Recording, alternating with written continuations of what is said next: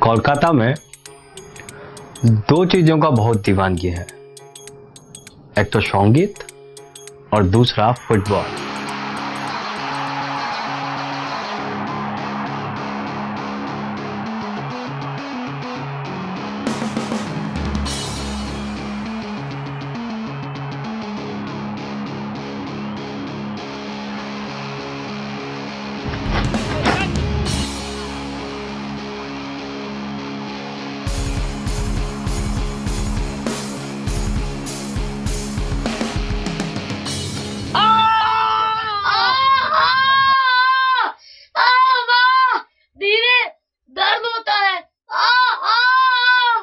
नहीं पसंद तो क्यों जाता है फुटबॉल खेलने?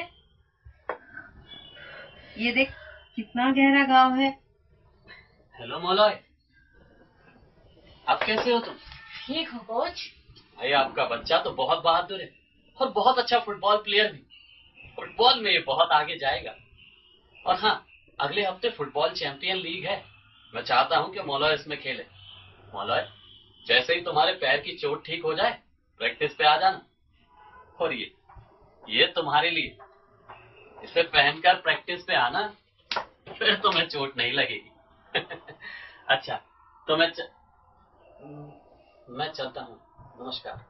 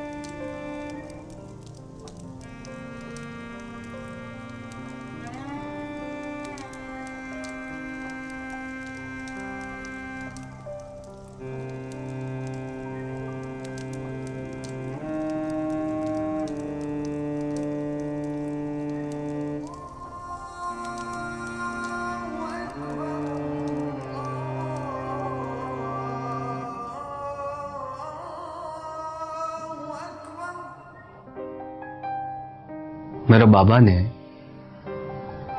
मेरी आंखों के सामने वो जूते जला दिए थे।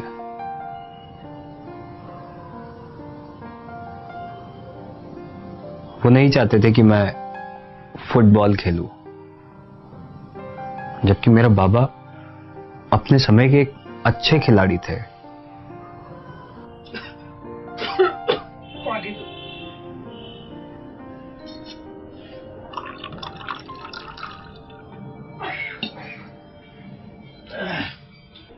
आपको ऐसा नहीं करना चाहिए। मौलवी अभी बच्चा है, बड़ा हो जाएगा तो अपने आप समझ आ जाएगी। कुछ लोग ऐसे होते हैं जिसका टीका बचपन में ही लग जाना चाहिए, नहीं तो उस लाइलाज बीमारी का जीवन भर साथ रहता है।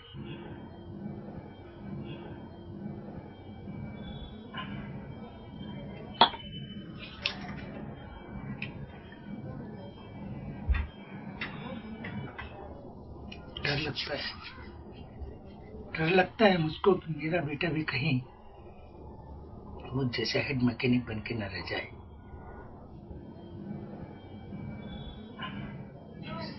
इस देश में फुटबॉल का कोई फ्यूचर नहीं।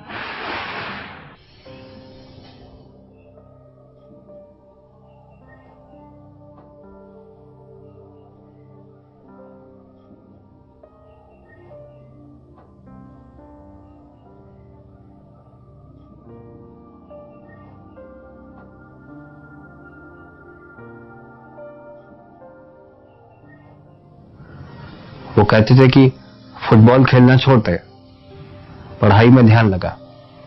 पर फुटबॉल के लिए मुझ में इतना पैशन था कि मैं घर छोड़कर भाग जाना चाहता था।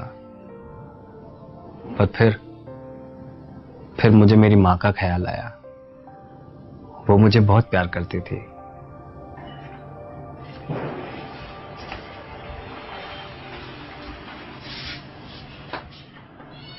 मौलय, बेटा खाना खा ले।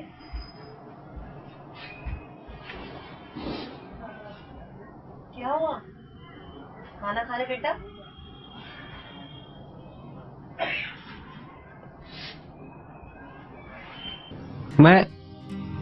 मैं जब भी उदास होता था तो मेरी एक फेवरेट जगह थी। मैं बस वहां जाकर बैठ जाता था और उस दिन भी मैं वहीं बैठा।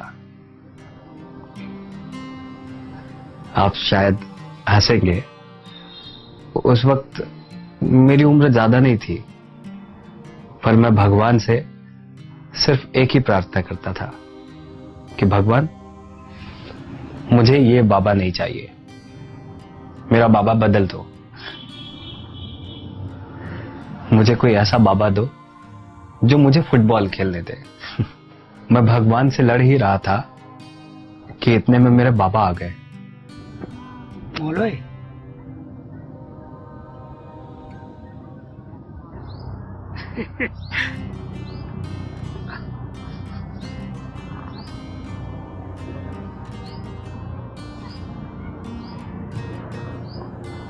कुछ तो है।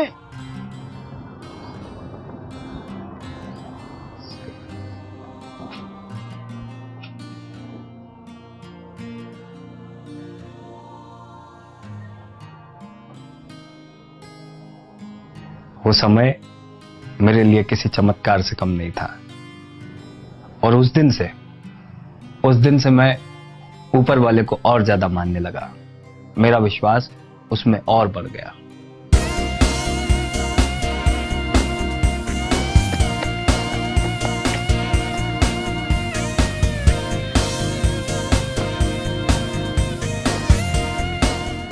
खेल, मैदान, फुटबॉल, अब बस यही मेरी दुनिया थी।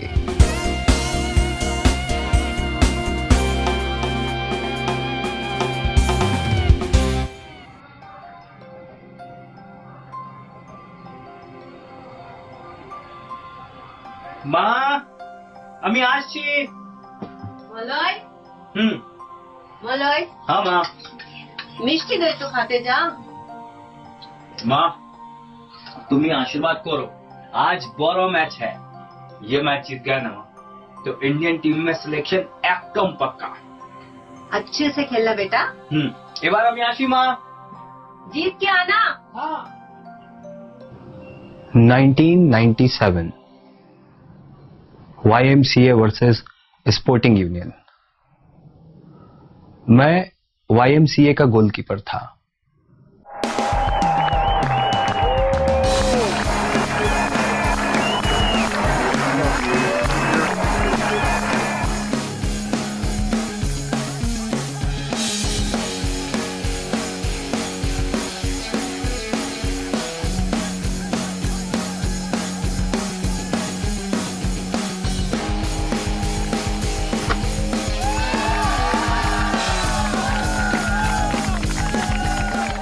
आखिरी के 20 मिनट बचे थे।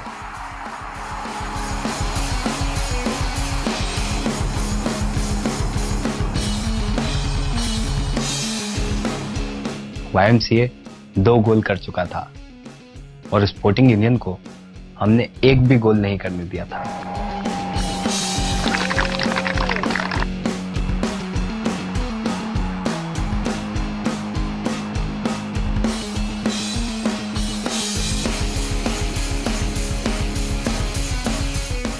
टाइम कम बचा है हमारे पास। इनकी पूरी टीम में दम नहीं है। इसके अलावा हम हर बार गोल तक पहुंच जाते हैं, पर साला आके रोक लेता है। हाँ, साले ने बहुत परेशान कर रखा है। कुछ करता हूँ, इससे तो पुराने मैच का भी हिसाब किताब करना है। साला ज्यादा टांग अड़ा रहा है। अब मैं बताता हूँ टांग कैसे अड़ाते हैं।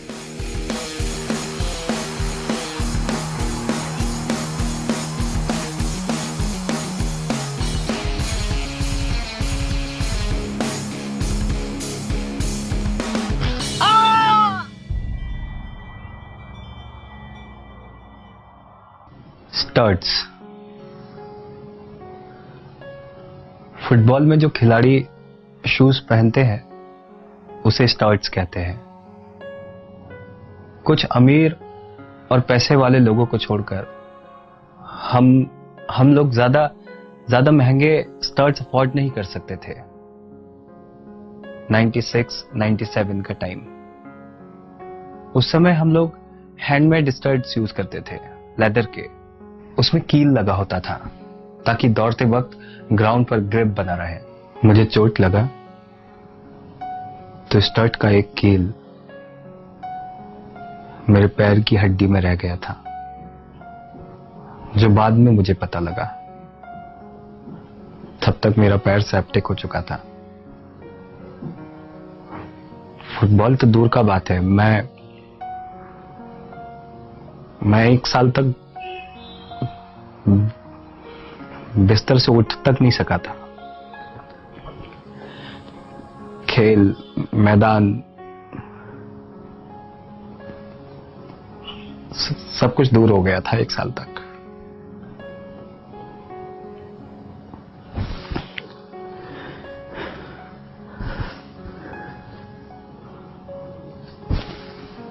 पर मैंने भी सोच रखा था, जीऊंगा तो फुटबॉल ग्राउंड पर और मरूंगा तो फुटबॉल ग्राउंड पर। जब मैंने रिकवर किया और थोड़ा चलने फिरने लायक हुआ तो सबसे पहले फुटबॉल ग्राउंड पर पहुंच गया। पर अब भी मैं डॉक्टर्स और मेडिकल रिपोर्ट के अकॉर्डिंग फुटबॉल नहीं खेल सकता था।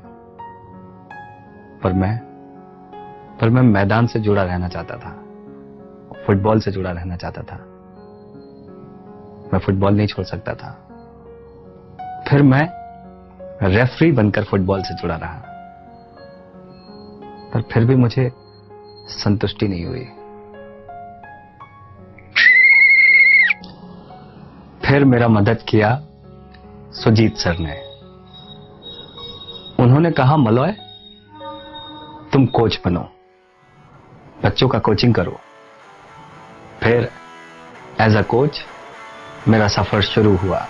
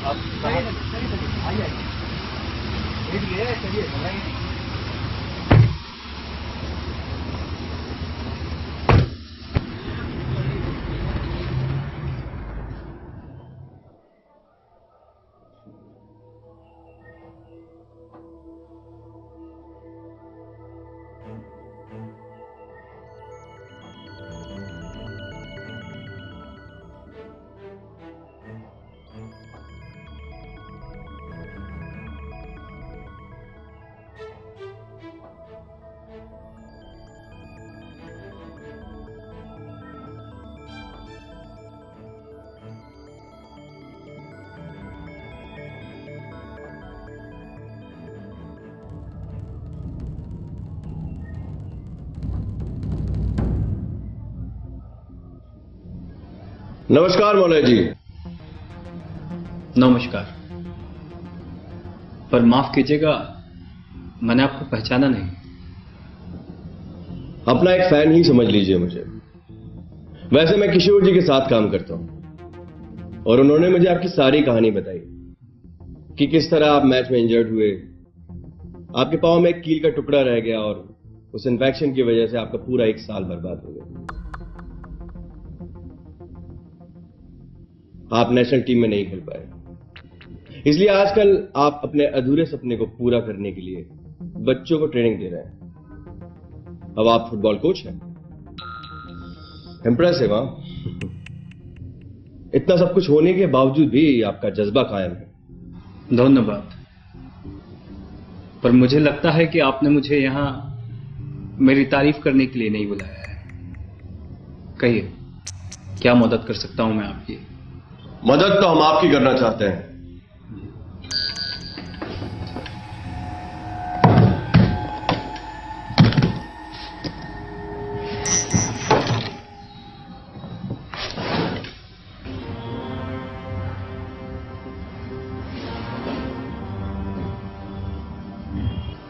आपकी नेशनल टीम में जो सिलेक्शन होने वाले हैं, बस उसमें हमारे 3 बच्चों का सिलेक्शन करवा दीजिए। देखिए, मना मत कीजिएगा, बच्चों के भविष्य बन जाएंगे, उन्हें सरकारी नौकरी मिल जाएगी और आपका भविष्य भी बन जाएगा। आप गलत आदमी से बात कर रहे हैं। मौलाना साहब, यहां सब कुछ बिकता है। आप नहीं करेंगे तो कोई और करेगा।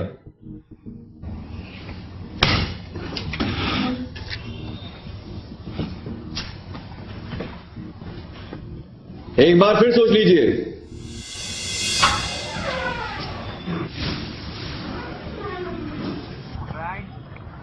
आराम से बॉल पास करो, बॉल पास करो, बॉल पास करो आप। मलॉय, इन्होंने तुम्हारी जगह किसी और को रख लिया है।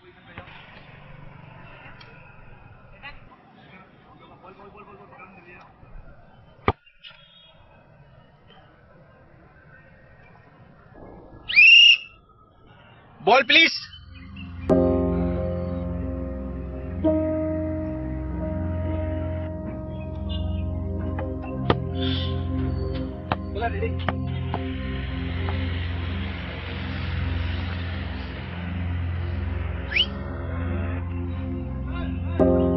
मलॉय, मैंने तुम्हारे लिए बात की है, पर उसके लिए तुम्हें कोलकाता छोड़ के जाना पड़ेगा।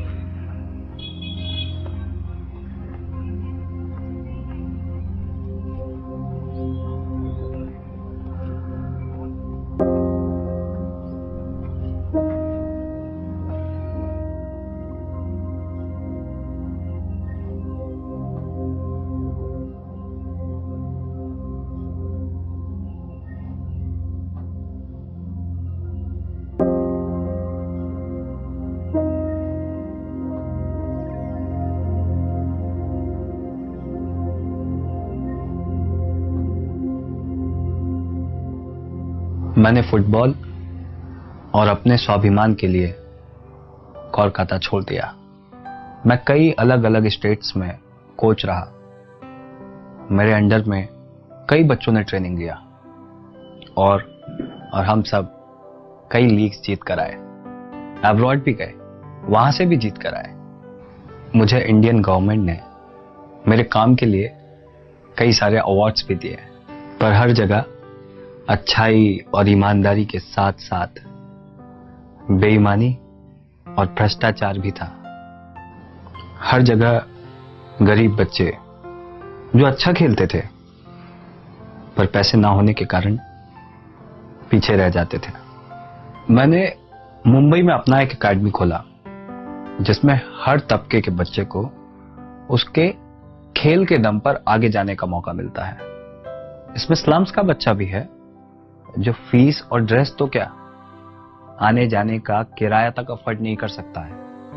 आप जानते हैं, मुंबई जैसे शहर में ऐसे नॉन प्रॉफिटेबल एकेडमी चलाना कितना मुश्किल है।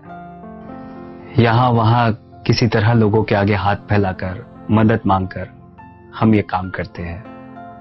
कुछ जगह काम बनता है पर कुछ जगह व्यवहार बुरा भी होता है। पर फुटबॉल के लिए मैं ये सब सहने के लिए तैयार हूं। मेरा एक सपना है कि मैं इंडिया में फुटबॉल को वर्ल्ड लेवल पर देखना चाहता हूं और इसके लिए मुझे जो भी कुछ करना पड़े मैं करूंगा। सितंबर 2017 मुझे अपनी अंडर 12 टीम को श्रीलंका ले जाने का मौका मिला। टीम का टिकट्स, वीजा, पासपोर्ट, ड्रेस, ये सब मैंने बड़ी मुश्किल से अरेंज किया।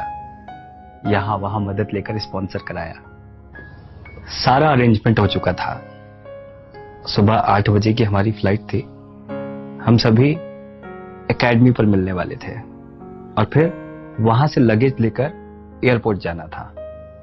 मैं अपने घर से सुबह 5:30 बजे निकला। तब हल्का अंधेरा था। मेरे पास एक स्लिंग बैग था जिसमें सभी के टिकट्स और पासपोर्ट्स थे। मैं टैक्सी लेने रोड पर आया।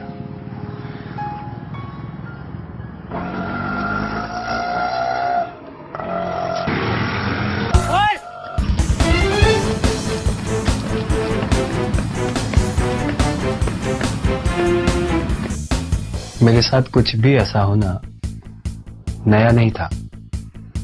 मैं पहले भी इससे बुरी परिस्थितियों से गुजरा हूं, लेकिन इस बार पूरी टीम की किस्मत उस बैग में थी।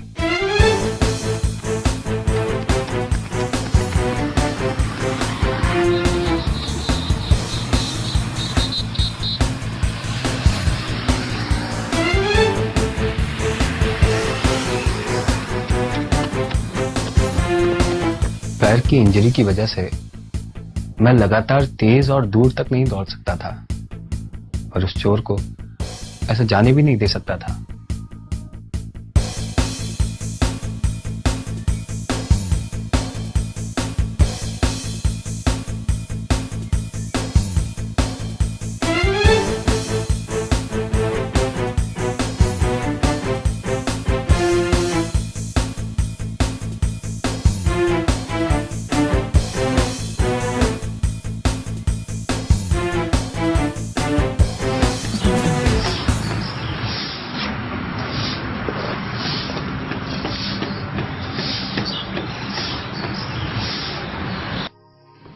अचानक वो चोर कहीं गायब हो गया।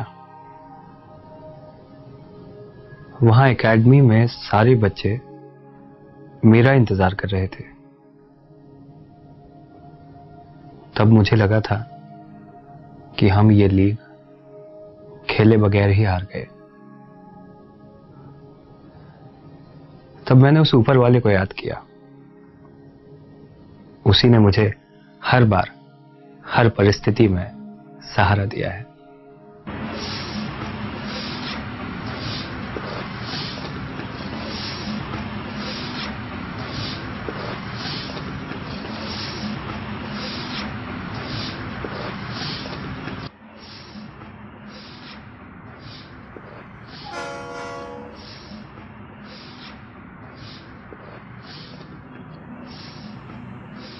गरेगा गरेगा म पमा गरेगा गरेगा म पदा नि ध पमा गरेगा गामा पदा नि ध पमा गरेगा नि ध ध प नि ध प पमा ध पमा गरेगा गरेगा म पमा गरेगा गरेगा म पदा नि ध प म ध पमा गरेगा रे सा आ।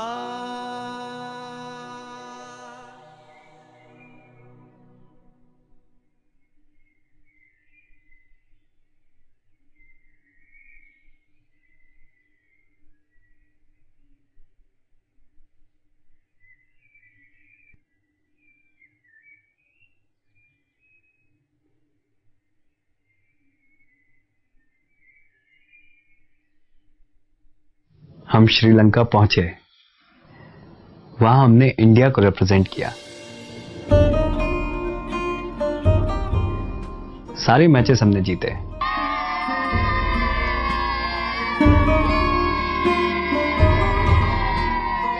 सैन फ्रांसिसी क्लब को हराकर वो कप हमने इंडिया के नाम किया।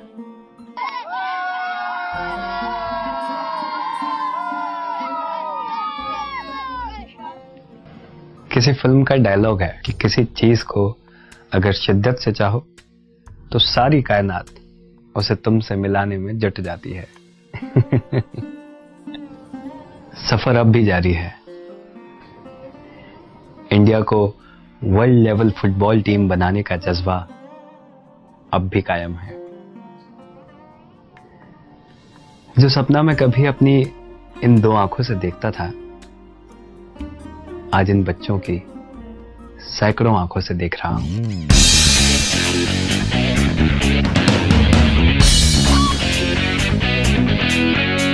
यकीन रख यकीन रख रख यकीन अपने पे तू। यकीन रख यकीन रख रख यकीन अपने पे तू।